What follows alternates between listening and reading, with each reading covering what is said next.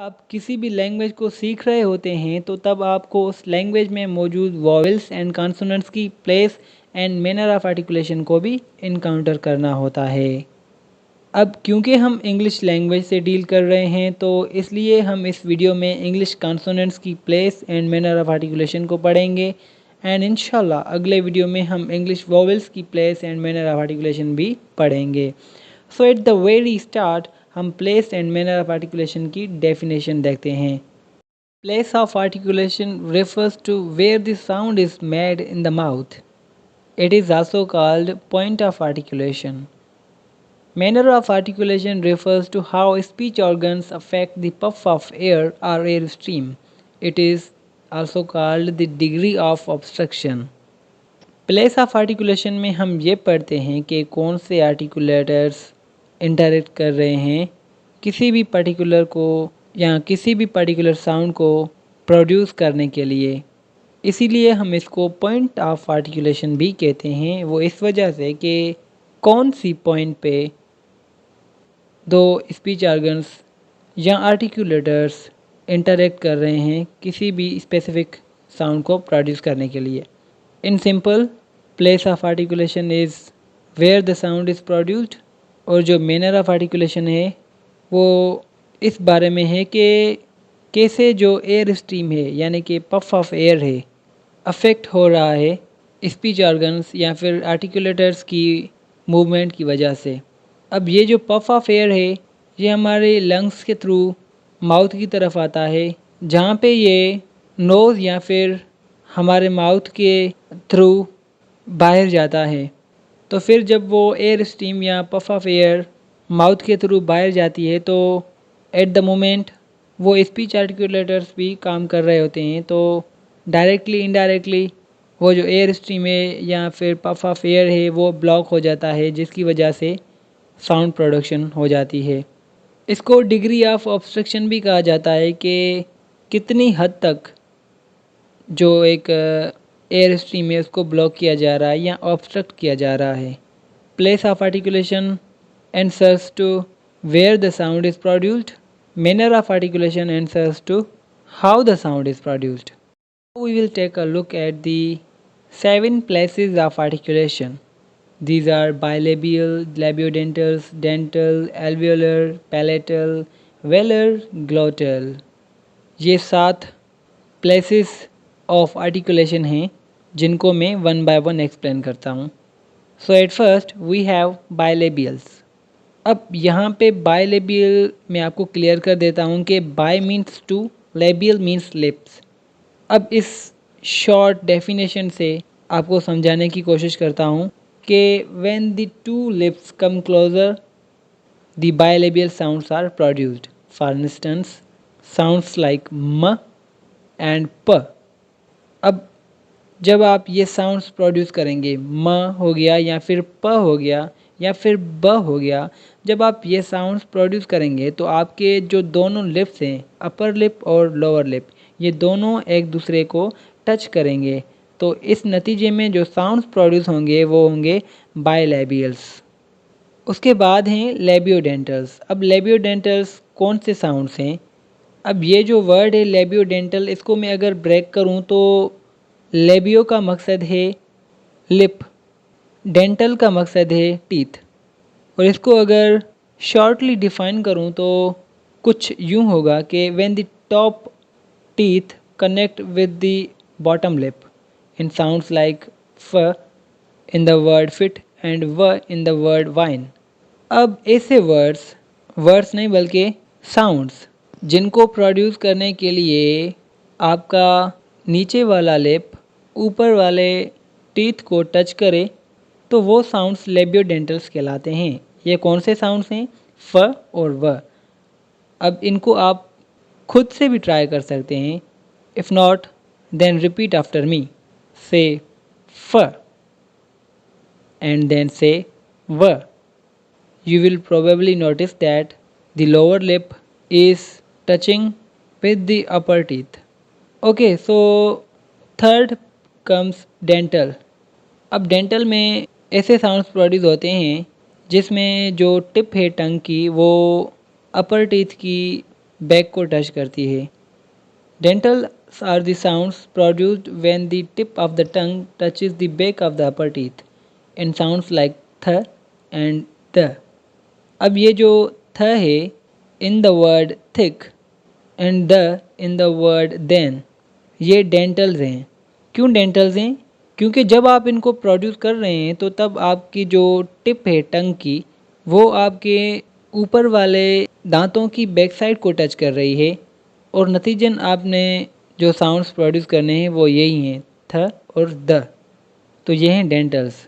उसके बाद है alveolars, sounds produced when the tongue tip touches the area behind top teeth in sounds like t in top और ज इन zap. ऐसे sounds जिनमें आपकी जो टंग है उसकी टिप उस एरिया को टच करे जो दांतों के बाद आती है। दांत कौन से? अपर टीथ के जो रूट्स हैं उसके नियर में जो भी एरिया है वो एल्वियोलर रिज कहलाती है। और जब एल्वियोलर रिज का कांटेक्ट होता है टंग टिप से तो साउंड्स प्रोड्यूस होते हैं एल्वियोलर्स। ये कौन से साउंड्स हैं? ट और ज। पेलेटल्स, sounds produced when the tongue blade, the part right behind the tip or body, touches the roof of the mouth or the hard palate in sounds like sh and j। अब ऐसे sounds जिनको produce करने के लिए आपकी जो ज़बान की बॉडी है यानी कि जो मिडल पार्ट है ज़बान का वो हार्ड पैलेट को टच करे। हार्ड पैलेट कहाँ आती है? हार्ड पैलेट एल्वियोलर रिज के बाद आती है। उसको जब टच करे तो जो साउंड्स प्रोड्यूस होते हैं वो होते हैं पैलेटल। एग्जांपल है श इन द वर्ड शॉप एंड ज इन द वर्ड जिम। ठीक हो गया जी। उसके बाद जो है velars, velars are the sounds produced when the tongue body middle part of the tongue touches the back of the mouth roof और the soft palate in sounds like g in gap और ng इन सिंग। जब टंग का जो middle part है वो touch करता है soft palate को जिसको हम वैल्यूम भी कहते हैं तो तब हमारे पास जो साउंड्स प्रोड्यूस होते हैं वो वेलर कहलाते हैं। ये कौन से हैं? ग और इंग। ये जो वर्ड है सिंग, सिंग में जो ING है को इसको कुछ इस तरह से प्रोनाउंस करते हैं इंग, इंग, सिंग, रिंग, ब्रिंग। ठीक है, तो इस तरह से आपके पास बहुत सारे ऐसे वर्ड्स हैं जिनको आप खुद से प्रैक्टिस कर सकते हैं। Last comes the glottal, my favourite one. There are the sounds produced without articulators but produced by air passing from the wind pipe through the vocal cords in the sound h in hello. अब ग्लोटल्स ऐसे sounds हैं जिनकी production के लिए speech articulators या फिर speech organs का कोई भी रोल नहीं होता, यानी कि वोकल कॉर्ड से माउथ की तरफ जो एयर स्ट्रीम आती है उसको बगैर किसी ब्लॉक किए जो साउंड प्रोड्यूस होता है वो ग्लोटल कहलाता है। ह एक ऐसा साउंड है जो कि तब प्रोड्यूस होता है जब कोई भी आर्टिकुलेटर या फिर स्पीच ऑर्गन एयर को ब्लॉक नहीं करता। Okay, so these were the 7 places of articulation. Now we will move towards the manner of articulation. Manner of articulation. जैसे कि मैनर ऑफ आर्टिकुलेशन की पहले ही मैंने आपको एक शॉर्ट डेफिनेशन दी, अब भी इसको रिपीट करता हूँ कि manner of articulation refers to how the sound is made. Manner of articulation is about the how the sound is made. Okay. So there are 6 manners of articulation. 6 manners of articulation हैं जिनमें stops, fricatives, एफ्रिकेट, नेजर्स, एप्रोक्सीमेंट्स वगैरह वगैरह हैं। So we will take a view of them one by one. So let's look at the stops. Stops also called the plosives. When the airflow is stopped or blocked completely before being released. Sounds like p, b, t, d, etc. are the stops in manner of articulation. Stops को हम प्लॉजिव्स भी कहते हैं और ये ऐसे sounds हैं जो कि एयर स्ट्रीम के कम्प्लीटली ब्लॉक होने से ही प्रोड्यूस होते हैं। ये के जो वर्ड्स हैं प, ब, ट, ड, ये आप तभी प्रोड्यूस कर सकते हैं जब आप एयर फ्लो को कम्प्लीटली ब्लॉक करते हैं, ब्लॉक करके सडनली आप उसको रिलीज़ करते हैं। तो ऐसे साउंड्स को मैनर ऑफ आर्टिकुलेशन में स्टॉप्स कहते हैं। उसके बाद है fricatives.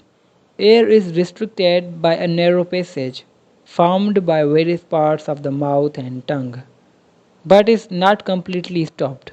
Examples: f, v, th, the, स, ज। स्टॉप्स में कम्प्लीटली एयर को ब्लॉक किया जाता है, बल्कि जो फ्रिकेटिव्स हैं उसमें कम्प्लीटली ब्लॉक नहीं किया जाता, पर थोड़ी सी नैरो ओपनिंग होती है जहाँ से जो एयर है या एयर फ्लो है वो रिलीज़ होता है। फ्रिकेटिव्स कौन से साउंड्स हैं? फ हो गया, व हो गया, थ, द, स, ज। अब आप इनको जब खुद से प्रैक्टिस करेंगे, खुद से आप इनको प्रोड्यूस करेंगे, तो तब आपको फील होगा कि हाँ, वाकई में ये डेफिनेशन करेक्ट है। अब आप ऐसा करें, अपना राइट या लेफ़्ट हैंड अपने माउथ के बिल्कुल करीब लाएं। उसके बाद आप ये साउंड्स प्रोड्यूस करें। फ, फ, फ, व, व, व, थ, थ, थ। तो यहाँ पे आप एक चीज़ नोट कर रहे होंगे कि आपके हाथ पे आपको एयर फील होती होगी, और ये वही एयर है या एयर स्ट्रीम है जो कि कम्प्लीटली ब्लॉक नहीं है, क्योंकि आप साउंड्स ही ऐसे प्रोड्यूस कर रहे हैं। पर जब आप स्टॉप्स यानी कि जो साउंड्स थे प, ब, ट, उनको आप प्रोड्यूस करते तो वो पहले कम्प्लीटली ब्लॉक हो जाती, फिर सडनली वो रिलीज़ हो जाती। सही है जी। उसके बाद है एफ्रीकैट्स। अब एफ्रीकेट में एक इंटरेस्टिंग चीज़ ये है कि एफ्रीकेट एक कॉम्बिनेशन है स्टॉप्स और फ्रिकेटिव्स का, यानी कि स्टॉप्स और फ्रिकेटिव्स की जो डेफिनेशन है या फिर जो प्रॉपर्टी है उन उसको हम कंबाइन करें तो एफ्रीकेट्स बनते हैं या एफ्रीकेट साउंड्स बनते हैं। These sounds are made through the combination of a stop and a fricative. First, air pressure is built up like in a stop, but rather than exploding out, the air flows through a narrow passage like a fricative. Examples: ch and ja. अब affricates में क्या होता है कि पहले air pressure बनता है, फिर वही जो एयर होती है वो नैरो पैसेज से या नैरो पैसेज के थ्रू बाहर जाती है या रिलीज़ होती है, तो फिर नतीजन जो साउंड्स प्रोड्यूस होते हैं वो एफ्रिकेट्स होते हैं। वो कौन से साउंड्स हैं? च और ज। फिर आते हैं nasals. These sounds occur when the oral passage is closed and the air flows through the nasal cavity. पीछे जितने भी मैंने आपको साउंड्स बताए वो ऐसे साउंड्स थे जो कि आपके माउथ से मतलब कि प्रोड्यूस होते हैं, यानी कि माउथ से प्रोड्यूस होते हैं इस सेंस में कि जो एयर है वो आपके माउथ से गुज़रती है और माउथ से गुज़रने के बाद ही वो साउंड्स प्रोड्यूस होते हैं। पर कुछ ऐसे भी साउंड्स हैं जो कि तब प्रोड्यूस होते हैं जब एयर फ्लो जो है वो नोज़ से होता है। अब जब एयर फ्लो नोज़ से होता है यानी कि नेज़ल कैविटी से होता है, तो जब जो साउंड्स प्रोड्यूस होते हैं वो ये हैं कि ng और न और म। ये जितने भी साउंड्स आप देख रहे हैं ये सब नेज़ल कैविटी के थ्रू ही प्रोड्यूस होते हैं, जब साउंड नेज़ल कैविटी से जब एयर फ्लो जो है नेज़ल कैविटी से पास होती है। फिर आते हैं एप्रोक्सीमेंट्स। The gelites and liquids are approximants. The airflow moves relatively freely around the tongue. अब अप्रोक्सीमेंट्स ऐसे साउंड्स हैं जिनमें ना जो एयर होती है वो फ्रीली मूव करती है टंग के अराउंड, ज़बान के अराउंड जो एयर है वो फ्रीली मूव करती है। ये साउंड्स हैं जैसे कि व हो गया, जिलाइट्स एक कहते हैं हम इसको, य या फिर ल, र। तो इन सब साउंड्स में जो एयर फ्लो है वो फ्रीली मूव करता है अराउंड द टंग, जो कि इस चीज़ को या फिर इस मैनर ऑफ आर्टिकुलेशन को ख़ास बनाती है। So this was all about the place and manner of articulation. I hope you enjoyed and got an enormous amount of knowledge about the places and manners of articulation. Thank you and Jazakallah, and we'll see you soon on the next video, which will be on the place and manner of articulation of English vowels. Thank you.